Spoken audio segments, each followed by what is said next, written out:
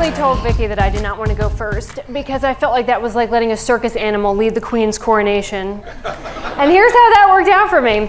My name is Casey Roman, and I'm going to teach you in your story how to make an impossible or difficult decision when it feels like you really don't have any good options. So in 2017, I had everything exactly how I wanted it, which is about when the universe is going to come around the corner and punch you in the throat. I had my dream job. Look at me. Look how dramatic I look. When my hair was the shade Depression Blonde. I was the investigative reporter, and I did documentaries for Channel 6 here in Wilmington. When I introduced myself to people, it was as Casey Roman, comma, pause, WECT News. There was no line between my personal life and my professional life, and I didn't want there to be one. I had just finished renovating my very first house that I bought by myself with all my big girl money. Thank you. It's called the Babe Cave. It was a 110-year-old dumpster fire downtown that I thought about burning to the ground every single day that I owned it with all the contractors inside. It was like owning Downton Abbey, but no cool outfits. But the renovation had just finished. It looked so pretty. And I just wrapped my 5th documentary, and so everything was going great. And then one fateful email on Thanksgiving unraveled all of that. And in a couple months, I went from that to living in a vacant house that I did not own with little more than a mattress and a beach chair, and I didn't even own the beach chair. To that cocktail, I added the complete obliteration of my mental health, to the point that it became very clear to me that if something big didn't shift soon, I was not going to be around that much longer. The straw that broke the proverbial tiny ginger's back was a phone call that my last grandparent had died, Granny. Somehow a devout Catholic, amen. Yeah, her morning vitamin was a glass of bourbon, and if she had had that morning vitamin and she liked you, she would greet you with her spirit finger. Yeah. Now, grandparents do that, they die, I understand that part, but this woman was as eternal as time itself, and it bothered me so much picturing this small, spicy, fire-breathing dragon of a woman lying in a hospital bed, knowing what was happening to her, and looking up at that sterile hospital ceiling, and probably telling jokes to her hot male nurse. And it gave me a really strong sense of time, and death will do that. It'll give you a great awareness of time. And it occurred to me that if time moves that fast, then really I wasn't that far off from where she had been moments before, lying in a hospital bed, looking up at the ceiling. And so if time moves that fast, and it does, I mean, a couple blinks ago, I was 16 years old.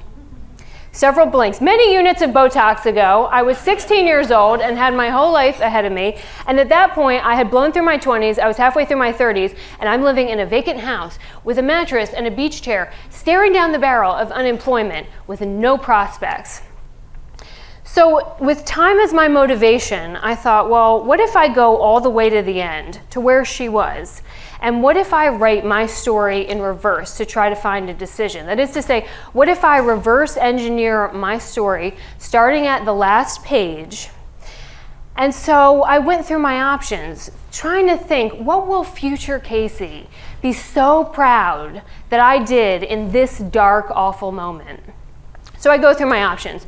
She lost everything, and then she went crawling back on her hands and knees to her boss and a job in a company that clearly didn't want her anymore and begged for her old position back. Absolutely not.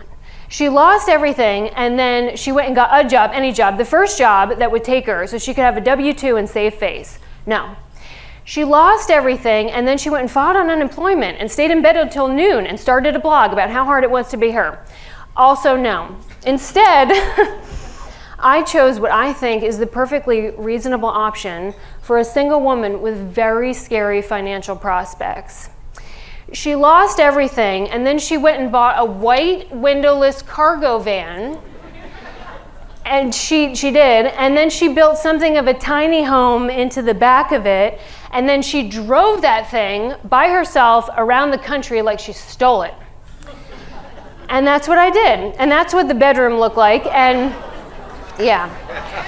You can applaud. Yeah. And as your future president, all cargo vans in the future will have a plaster Victorian medallion in the ceiling. So I start building this thing, and I had shot video for 11 years, so I thought, well, I'll just shoot some videos of this, and I put them up on this little website that you may have heard of called YouTube. And very quickly, I had tens of thousands of people watching this train wreck of a woman have a crisis in real time. I didn't even need the TV station anymore. Whole new audience. I decided I need to disappear for 3 weeks. 3 weeks because I never seemed more than 3 weeks away from work, even though I was unemployed, in the corporate world. And 3 weeks was how long you people, Wilmington, North Carolina, that's how long you would need to forget that I was ever Casey Roman, pause, WECT News, and I could come back and I could just be Casey and I could get one of those normal people jobs that ends at 5:30 and doesn't involve heroin or prostitution or homicide, and I could just get on with my life. So that's what I did. I finished the build and I stepped on the gas and I started driving. And I found this beautiful island off the coast of Georgia. It's called Cumberland Island. There's a ruined mansion and wild horses and armadillos running all around. I have no idea how they even got there. I went along the Gulf of Mexico, and anytime I needed to eat something, I just stopped in someone else's parking lot, usually a Walmart parking lot, and made their parking lot my outdoor kitchen. In Louisiana, I met a man named Virgil who took me out onto an oil drilling platform and taught me everything I could possibly need to know should the need ever arise for me to drill for oil in the Gulf of Mexico. Super nice. In Texas, I ran around Hill Country, and Hill Country, Texas is absolutely amazing. There's all these neon green, tropical looking rivers and lakes and waterfalls, and Texas tried to kill me with tornadoes and hail. I went up through the Midwest and I got lost in Amish country again and again and again because the Amish don't believe in Siri or Wi-Fi or really anything other than fantastic furniture.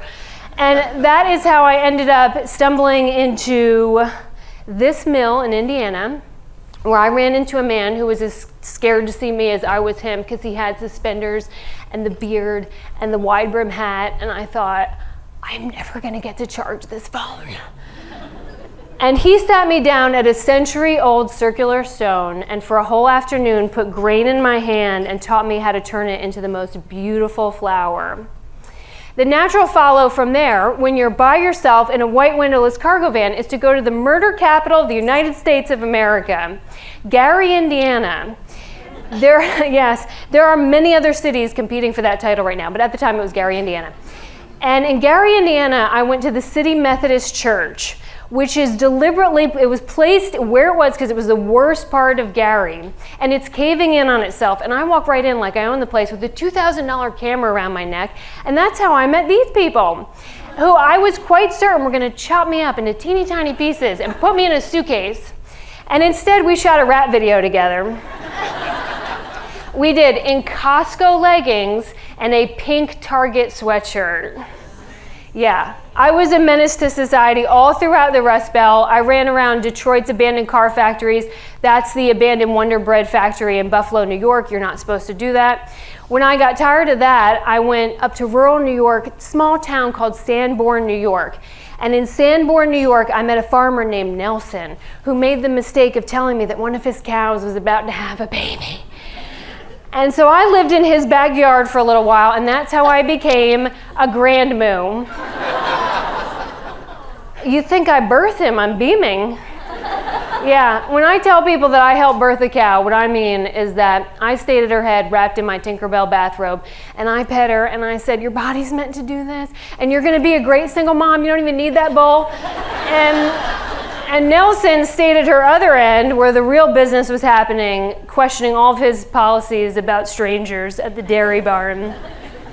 From there, I went straight to Maine for one reason and one reason only. I'd never seen a moose before, but I had just birthed a cow, so how different could it be? And that's how I met oh so many of Maine State Highway patrolmen who invited me to, quote, take my happy ass back home. And I did. I came all the way back down. I ended up in Charlotte, North Carolina at the FBI.